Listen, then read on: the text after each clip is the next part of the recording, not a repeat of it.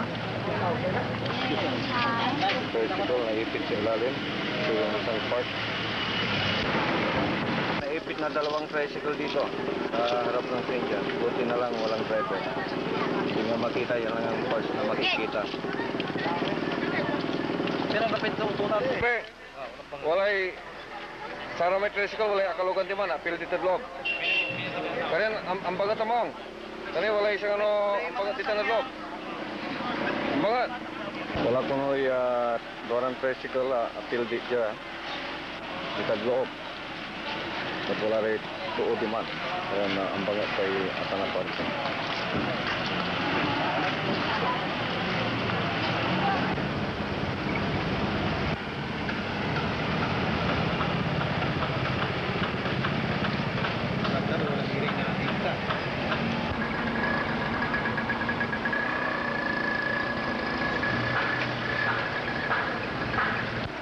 Kapag mo tayo 5 jet.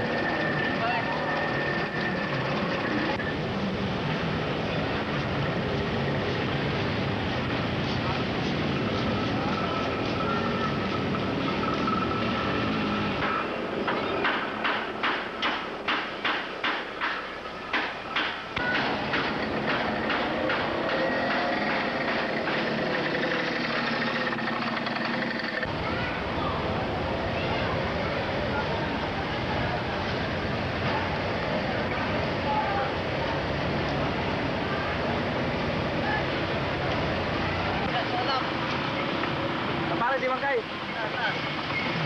Bangkay.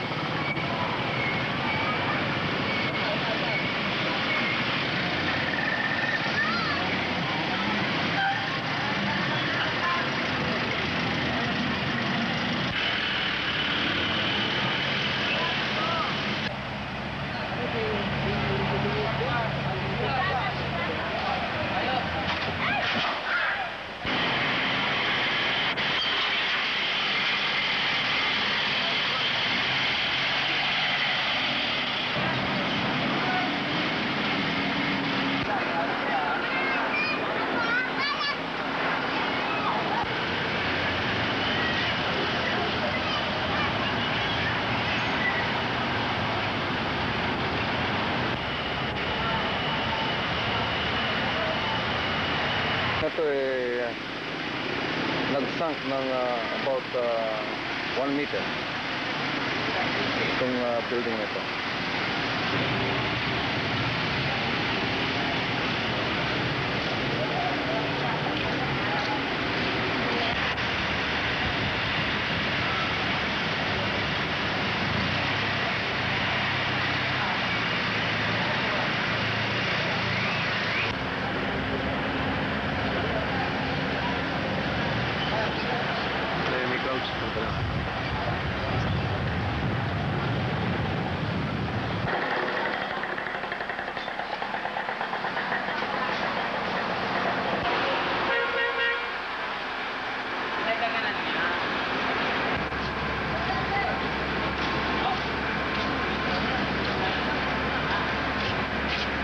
Dito's building lumubog ng 1 meter.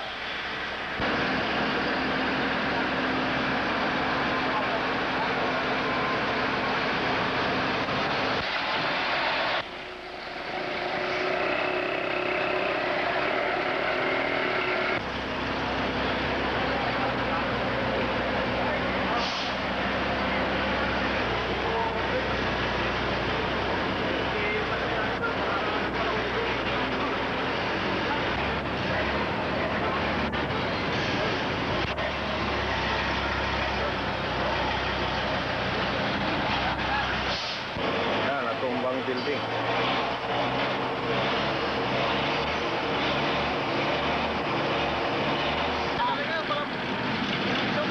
Ah. Maplusupanin mo. Apa? Malakas din. Kumusta? Hindi kita napansin na. Ugi. Wala na. Tignan mo, kawawa na kami, oh.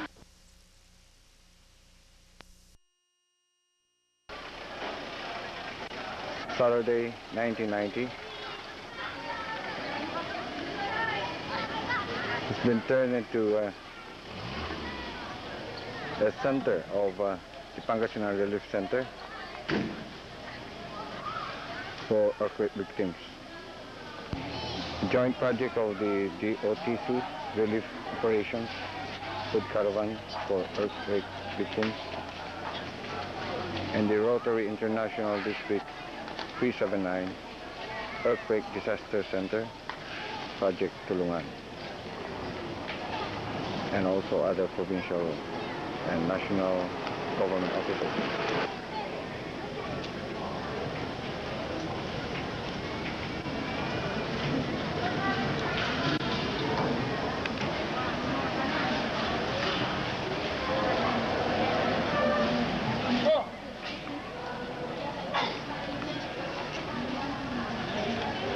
And I think the other military officials.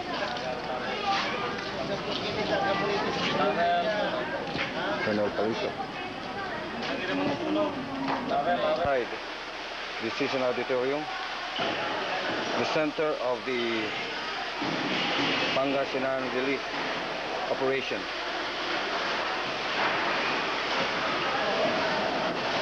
These relief goods came from the Rotary International District 379 Earthquake Operation Tulong. So we can see right now the members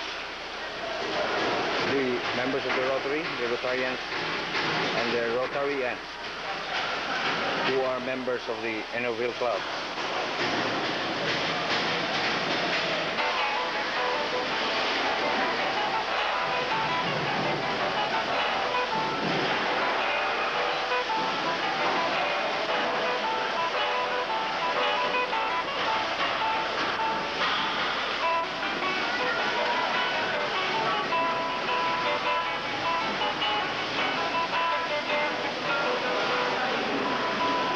Rotarians, BCSB,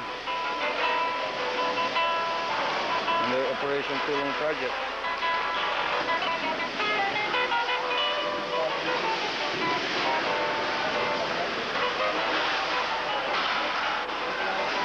Rotary Lingayen President Pepe Castillo in pink shirt, wearing pink shirt.